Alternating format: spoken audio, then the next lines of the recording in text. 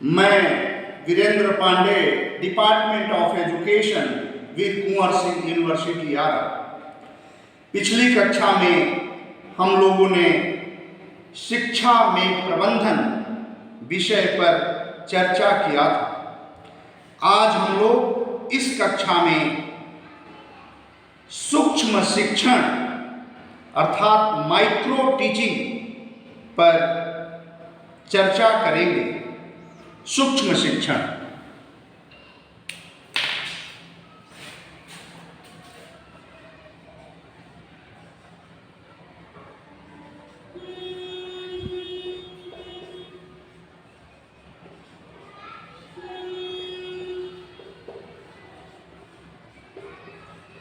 Micro teaching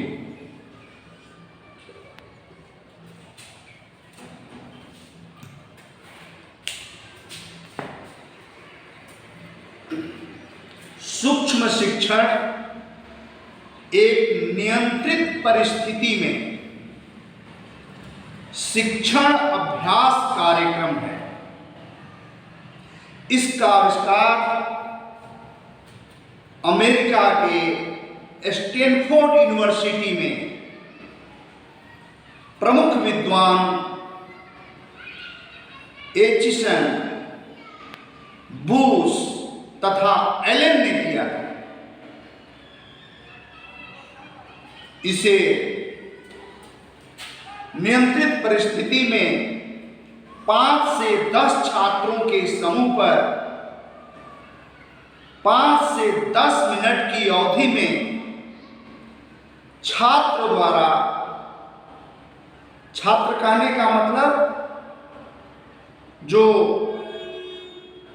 प्रशिक्षण लेने वाले छात्र हैं, जिसे हम छात्राध्यापक कहते हैं, तो उन छात्राध्यापक द्वारा शिक्षण कार्य नियंत्रित परिस्थिति में किया जाता रहा है। तो ये 1961 ईस्वी में अमेरिका में इसका आविष्कार हुआ और उस समय इसका नाम सूक्ष्म शिक्षण नहीं था। उस समय इसका नाम संकुचित अभ्यास शिक्षण कार्यक्रम था। और भारत में यह 1967 ईस्वी में 1967 में शिक्षण प्रशिक्षण के क्षेत्र में प्रमुख विद्वान डी तिवारी ने इसको एडॉप्ट किया और 1974 ईस्वी में पासी तथा शाह ने सूक्ष्म शिक्षण का प्रकाशन किया। फिर 1978 ईस्वी में यानी 1978 में इंदौर विश्वविद्यालय में सूक्ष्म शिक्षण पर राष्ट्रीय परियोजना, नेशनल प्रोग्राम फॉर प्रोजेक्ट परियोजना, राष्ट्रीय परियोजना तैयार की गई और यह राष्ट्रीय परियोजना इंदौर विश्वविद्यालय के विभिन्न शिक्षकों द्वारा, अन्य विश्वविद्यालयों के शिक्षकों द्वारा, अन्य महाविद्यालय के शिक्षकों द्वारा तैयार की गई और इसमें NCERT नई दिल्ली, राष्ट्रीय शिक्षा एवं प्रशिक्षण परिषद नई दिल्ली द्वारा इसका पूरा समर्थन, पूरा सहयोग किया गया और यह भारत में शिक्षक प्रशिक्षण के क्षेत्र में अपना काफी महत्वपूर्ण योगदान दिया है। तो सूक्ष्म शिक्षण हम लोग समझे क्या है? एक नियंत्रित परिस्थिति में छोटे पैमाने पर कम विद्यार्थियों पर कम समय में एक शिक्षण अभ्यास कार्यक्रम है। यानी इसमें कक्षा का आकार छोटा होता है, 5 से 10 विद्यार्थी रहते हैं। समय का आकार भी छोटा होता है यानी 5 से 10 मिनट की अवधि में यह प्रस्तुत किया जाता है। शीर्षक भी छोटा रहता है, टॉपिक भी छोटा रहता है, जिससे हम 5-10 मिनट की अवधि में उसे प्रस्तुत कर सकें।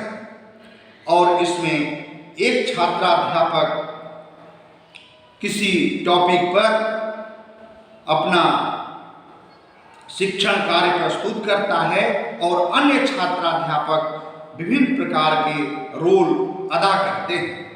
तो यह सूक्ष्म शिक्षण कहने का मतलब कि छोटे पैमाने पर नियंत्रित परिस्थिति में एक शिक्षण अभ्यास कार्यक्रम है। अब सूक्ष्म शिक्षण की परिभाषा विभिन्न विद्वानों ने दी है। विभिन्न विद्वानों ने, एक विद्वान है D.W. एलन ने सूक्ष्म शिक्षण की, मैं लिख देता हूं,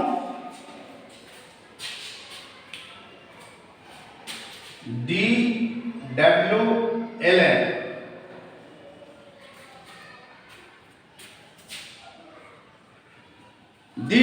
एलन के अनुसार सूक्ष्म शिक्षण क्या है? तो कक्षा के आकार एवं समय की दृष्टि से छोटे पैमाने पर आयोजित शिक्षण है। बहुत अच्छा परिभाषा प्रमुख विद्वान एलन ने दिया है। क्या दिया है? तो सूक्ष्म शिक्षण कक्षा के आकार एवं समय की दृष्टि से छोटे पैमाने पर आयोजित शिक्षण है। इसके बाद एक और विद्वान है doctor LC. Singh. Doctor LC. Singh, doctor LC. Singh ने भी सूक्ष्म शिक्षण की परिभाषा दिया है कि सूक्ष्म शिक्षण एक नियंत्रित अभ्यास कार्यक्रम है जिसमें 5 से 20 मिनट की अवधि में किसी शीर्षक पर 5 से 10 छात्रों के समूह पर यह शिक्षण अभ्यास कार्यक्रम कराया जाता है। क्या कहा परिभाषा उन्होंने? एल.सी. सिंह ने सूक्ष्म शिक्षण की परिभाषा देते हुए बताया कि सूक्ष्म शिक्षण एक नियंत्रित परिस्थिति में छोटे पैमाने पर यानी 5 विद्यार्थियों के समूह पर 5 से 20 मिनट की अवधि में किसी शीर्षक पर छात्राध्यापक द्वारा शिक्षण अभ्यास कार्यक्रम प्रस्तुत किया जाता है। यह परिभाषा डॉक्टर एल.सी. सिंह ने दी है। इस प्रकार एक अन्य विद्वान है एन.के. सिंह।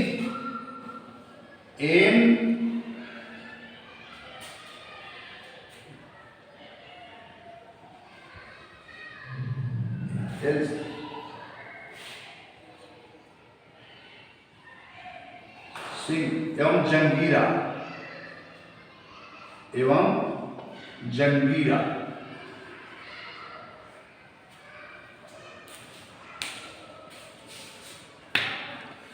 एन.के. सिंह एवं जंगीरा, इन्होंने भी सूक्ष्म शिक्षण की परिभाषा देते हुए कहा कि सूक्ष्म शिक्षण अभ्यासकर्ता छात्रों के लिए एक नियंत्रित परिस्थिति है जिसमें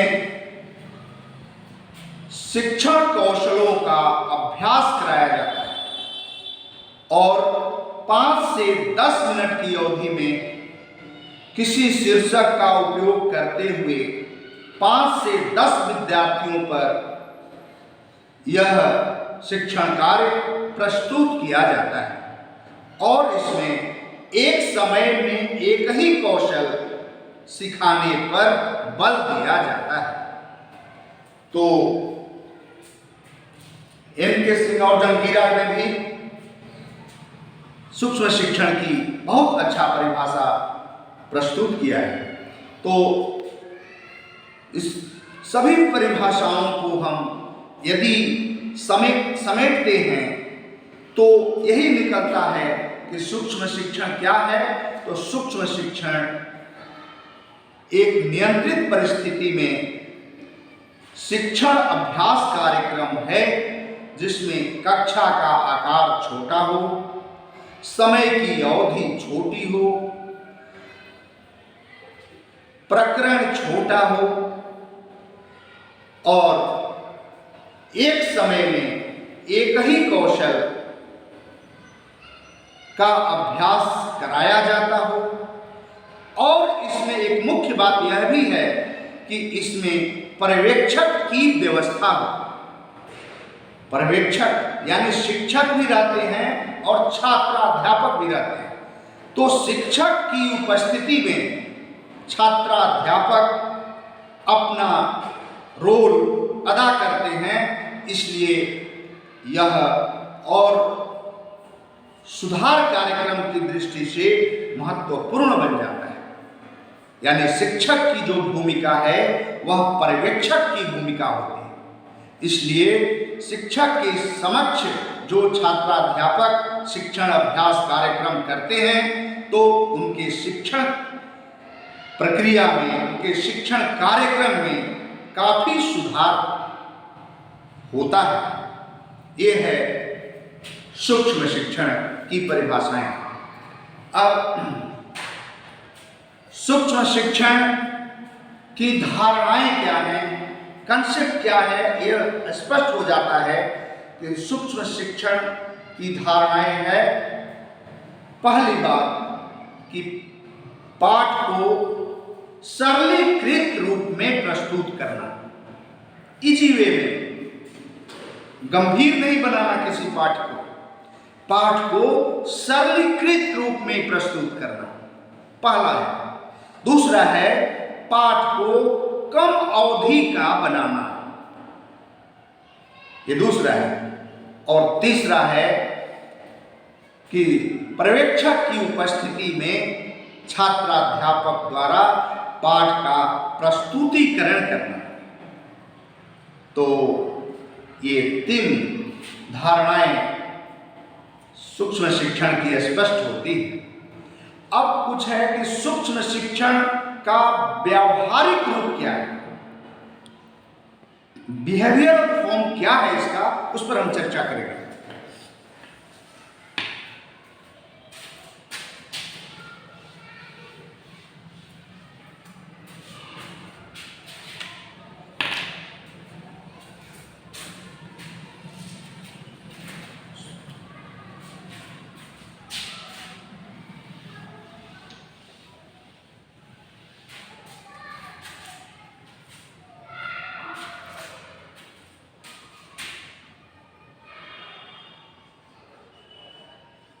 सूक्ष्म शिक्षण का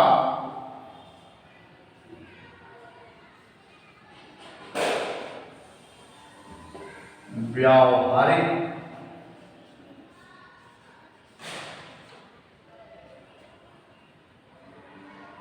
प्रयोग, ये क्या है? तो इसमें क्या किया जाता है,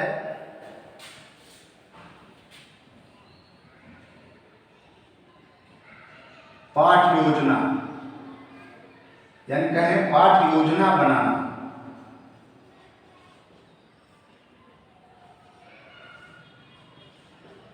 दूसरा है शिक्षण कार्य करना।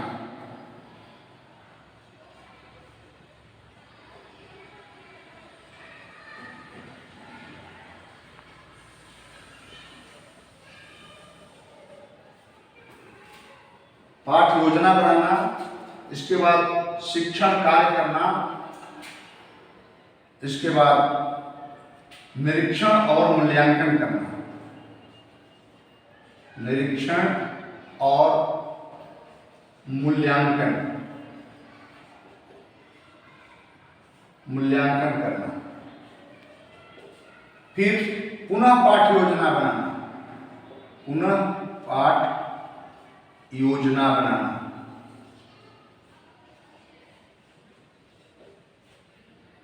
फिर पुनः शिक्षण कार्य करना, पुनः शिक्षण कार्य करना, फिर पुनः निरीक्षण, पुनः निरीक्षण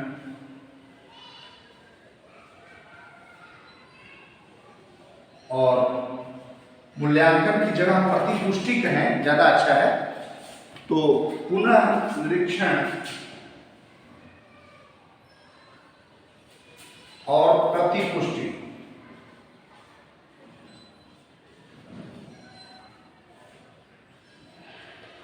करना,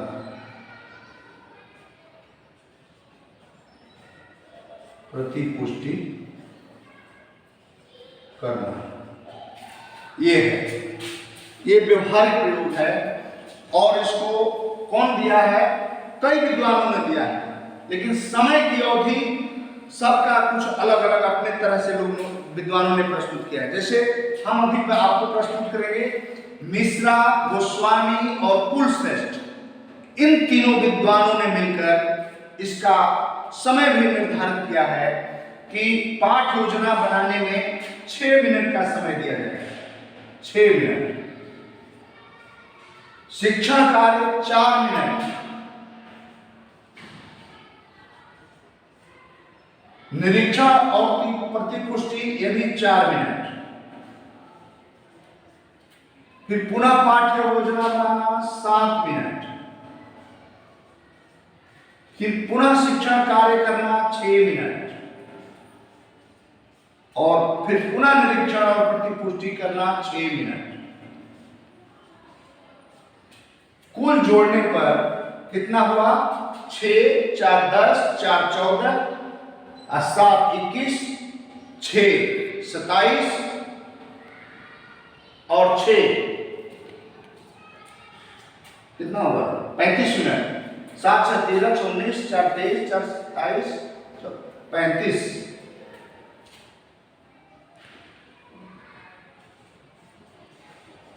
35 मिनट कुल। तो इस प्रकार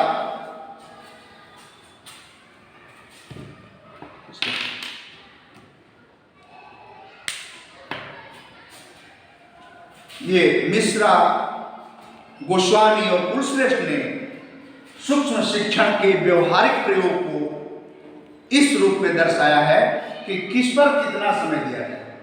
इस प्रकार विभिन्न विद्वानों ने अपने हिसाब से इस समय को थोड़ा आगे पीछे भी बदलाव भी किया है। तो कहने का मतलब है कि सूक्ष्म शिक्षण में क्या क्या काम किया जाता है? तो पाठ्य योजना बनाया जाता है, शिक्षण कार्य किया जाता है, इसके बाद निरीक्षण किया जाता है और उसे प्रतिपुष्टि प्रदान की जाती है। प्रतिपुष्टि कौन प्रदान करता है? तो प्रतिपुष्टि जो अन्य छात्र अध्यापक उस कक्षा में बैठे रहते हैं वे प्रतिपुष्टि प्रदान करते हैं। जो पर्यवेक्षक बैठा रहता है वह प्रतिपुष्टि प्रदान करता है। तो ये और उसके आधार पर जो भी त्रुटियां होती है, जो शिक्षण कार्य छात्राध्यापक करता है उसमें जो भी त्रुटियां होती है तो वो क्या करता है? वह पुनः इस सूक्ष्म पाठ्य योजना को तैयार करता है और पुनः शिक्षण करता है, पुनः उसका निरीक्षण होता है और पुनः प्रतिपुष्टि प्रदान की जाती है। ये व्यवहारिक कार्यक्रम चलता रहता है। तो मिश्रा, गोस्वामी और कुलश्रेष्ठ ने ये 35 मिनट का बताया और अन्य विद्वानों ने भी इसे कुछ समय, कोई 2-4 मिनट आगे, कोई 2-4 मिनट पीछे, इस तरह से अपना अपना मंतव्य दिया है। लेकिन ये काम करना है सूक्ष्म शिक्षण के व्यवहारिक प्रयोग के अंतर्गत इन कार्यों को कि पाठ्य योजना बनाना है, पाठ को प्रस्तुत यानी शिक्षण कार्य करना है, उसका निरीक्षण करना है और प्रतिपुष्टि प्रदान करना है। और ये प्रक्रिया पुनः चलती रहती है। साइकिलिंग है, जैसे साइकिल का चक्का चलता रहता है, इसलिए इसी प्रकार ये कार्य भी इसमें चलते रहते हैं। तो ये है आपका सूक्ष्म शिक्षण का व्यवहारिक प्रयोग।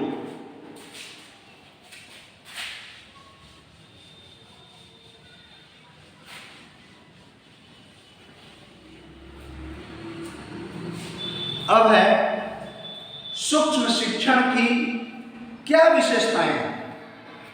हम लोगों ने जितना चर्चा किया इस पर बहुत सारे कैरेक्टरिस्टिक्स उभर कर सामने आ रहे हैं कि सूक्ष्म शिक्षण की विशेषताएं क्या हैं।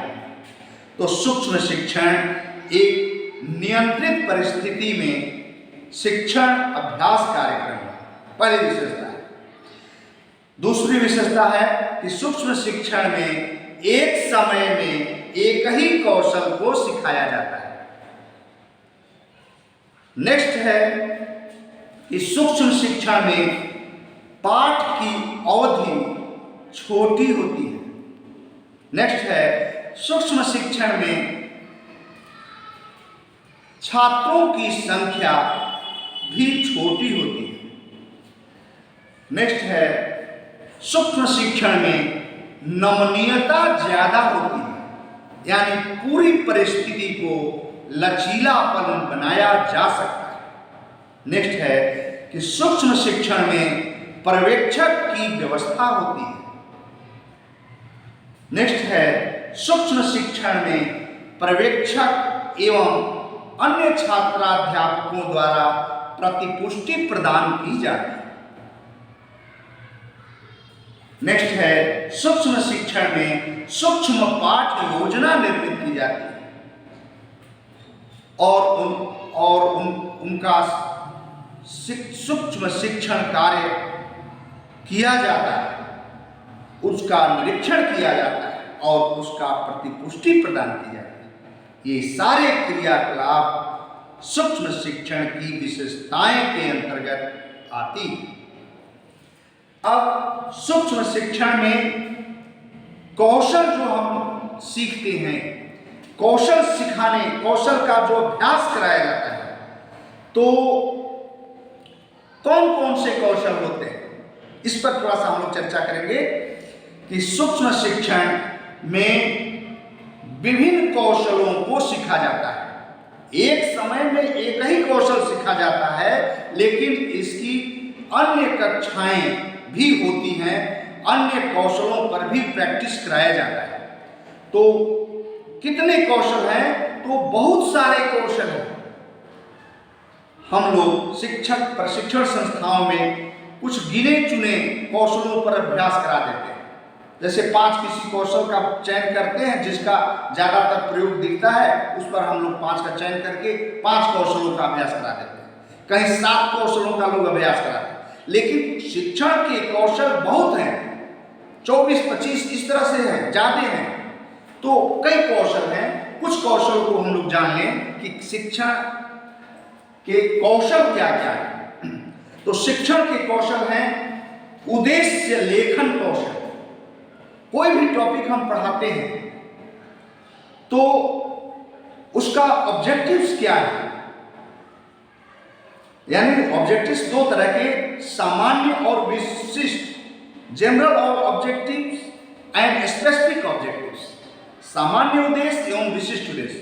तो ये उद्देश्य को लिखते कैसे हैं, यह भी एक कौशल है।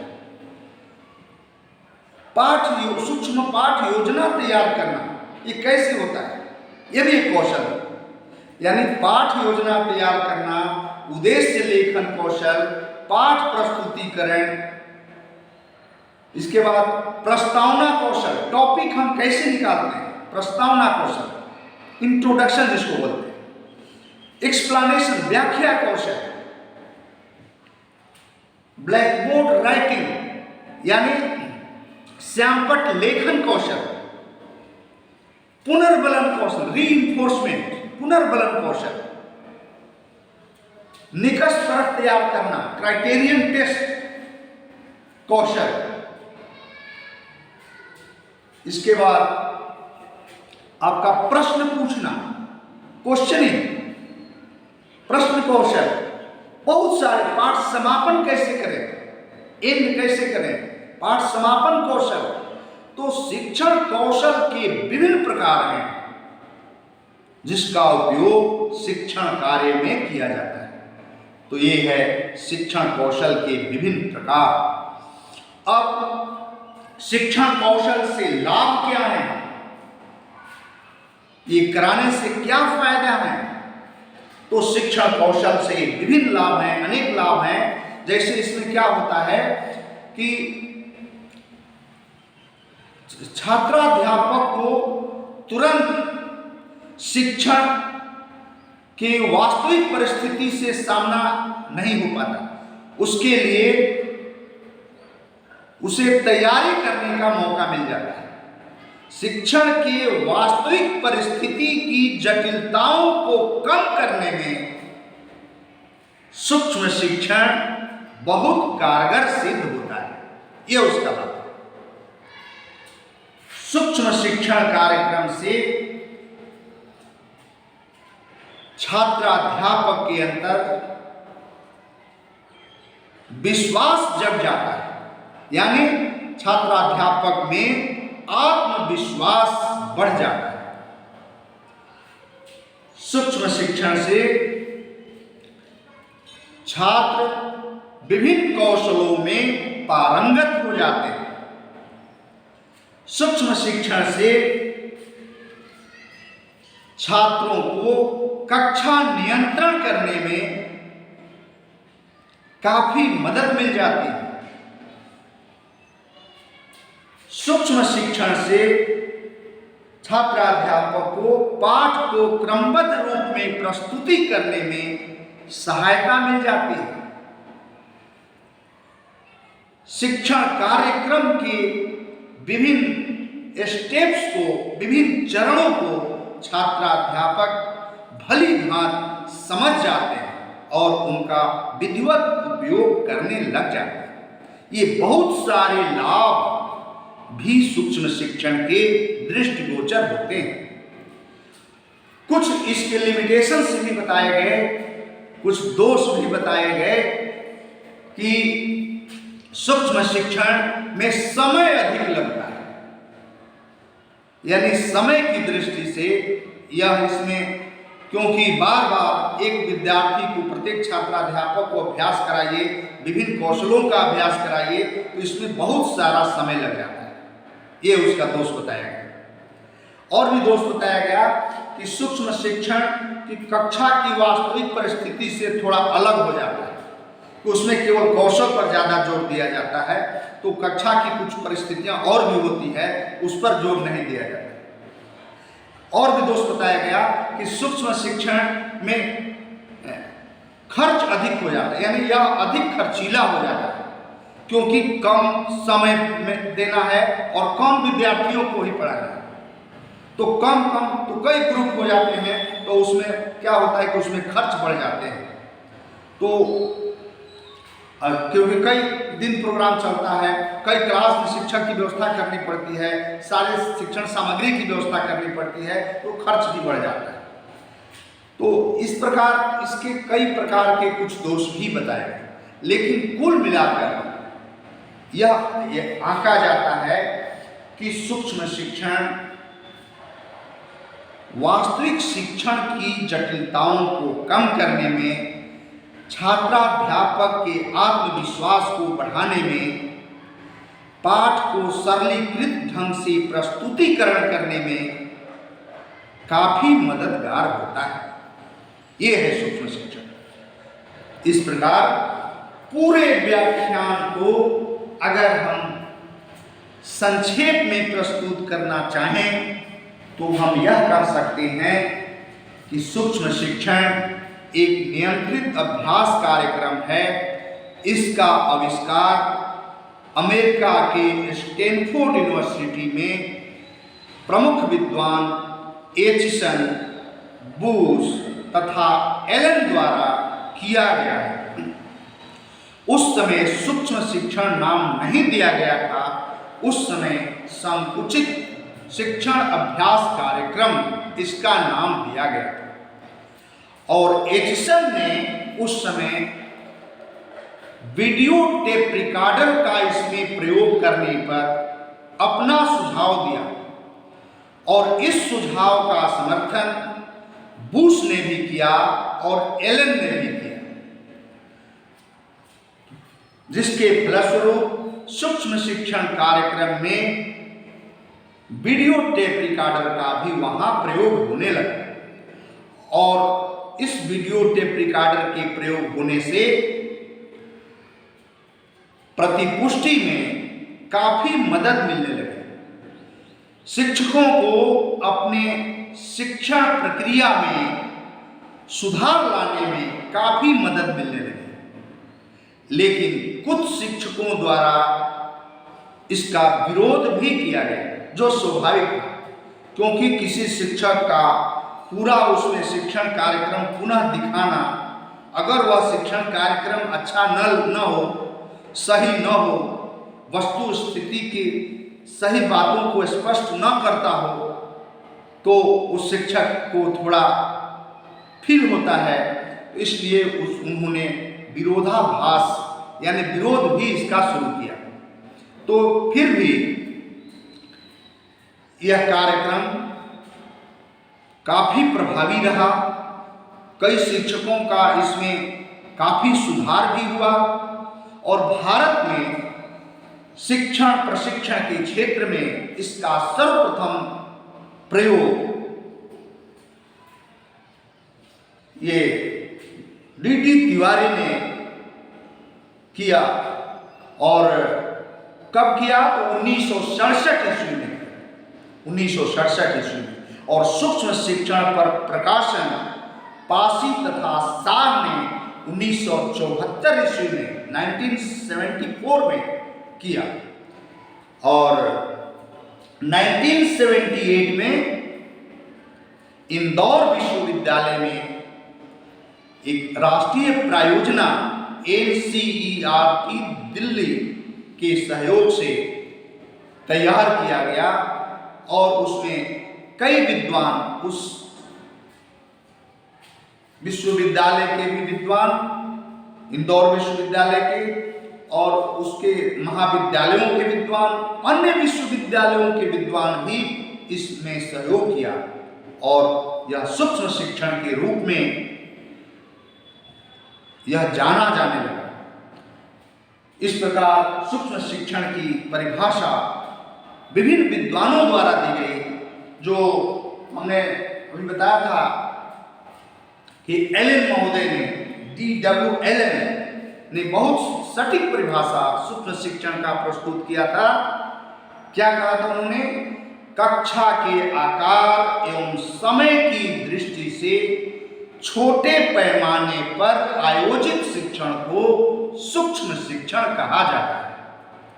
यानी क्लास साइज भी छोटा, समय यानी पीरियड भी छोटा, और विद्यार्थी जो पाठ प्रस्तुतिकरण हो रहा है वह भी छोटा।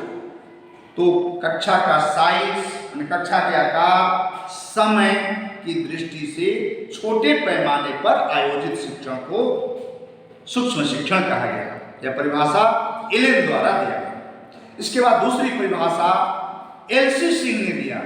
एल.सी. सिंह ने क्या दिया कि सूक्ष्म शिक्षण एक नियंत्रित परिस्थिति में शिक्षण अभ्यास कार्यक्रम है, जिसमें 5 से 20 मिनट की अवधि में 5 विद्यार्थियों के समूह पर शिक्षण यह कार्यक्रम प्रस्तुत किया जाता है। इस प्रकार एक अन्य विद्वान N.K. सिंह एवं जंगीरा ने भी सूक्ष्म शिक्षण को परिभाषित किया कि सूक्ष्म शिक्षण अभ्यासकर्ता छात्रों के लिए प्रशिक्षण की परिस्थिति है, जिसमें एक समय में एक ही कौशल सिखाया जाता है और पर्यवेक्षक के समूह सिखाया जाता है, और 5 से 20 मिनट की अवधि में 5 से 10 मिनट की अवधि में 5 से 10 छात्रों के समूह पर यह कार्यक्रम प्रस्तुत किया जाता है।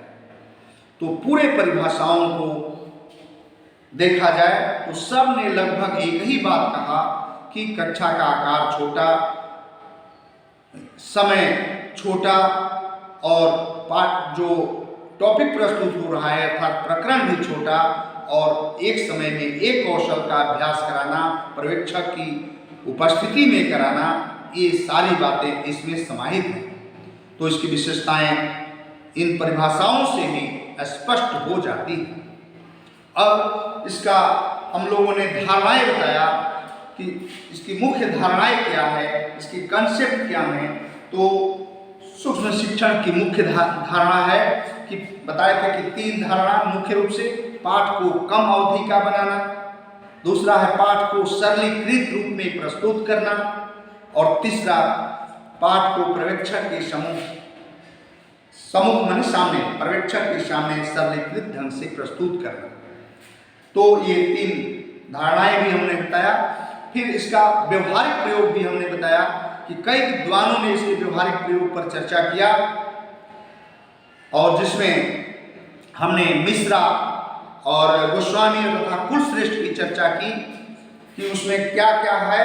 तो सूक्ष्म पाठ योजना बनाना, फिर शिक्षण करना, फिर निरीक्षण करना, फिर प्रतिपुष्टि प्रदान करना, फिर पुनः पाठ योजना बनाना, पुनः शिक्षण कार्य करना, पुनः निरीक्षण कार्य करना, पुनः प्रतिपुष्टि प्रदान करना।